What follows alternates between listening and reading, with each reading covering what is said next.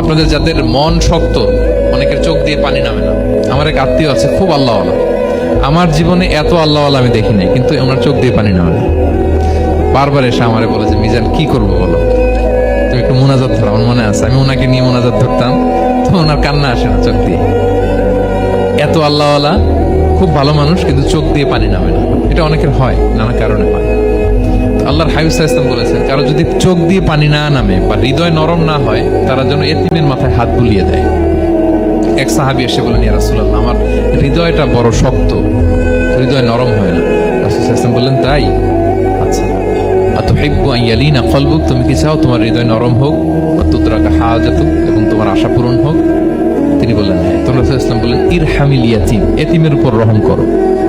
ওয়ামসা আলা রাসি, এতিমের মাথায় হাত বুলিয়ে দাও। ওয়া আতইমহু মিন তুআমিক, তোমার খাবার এতিমকে খাওয়াও। তালিনু কলবুক, তোমার অন্তর নরম হবে। তুদরাকা হাজাতুক, তোমার ইচ্ছা পূরণ হবে। তাহলে হৃদয় যদি শক্ত থাকে, কার মাথায় হাত বুলাবেন? বুলাইছেন কখনো? হ্যাঁ, বুলিয়েছেন? খুঁজে খুঁজে হাত বুলাবেন। বাংলাদেশে তো অনেক অরফেনেজ আছে, অনাথ আশ্রম, ওখানে যাবেন। সুযোগ হলে একদিন যে একটু লাঞ্চ করলেন ওদের সাথে বসে, ডিনার করলেন, একসাথে খেলেন, ওদের মাথায় হাত বুলিয়ে দিলেন, সাধ্যমতো কিছু উপহার হাতে তুলে দিলেন, আপনার ইচ্ছা পূরণ হবে আর আপনার হৃদয় নরম হবে ইনশাআল্লাহ।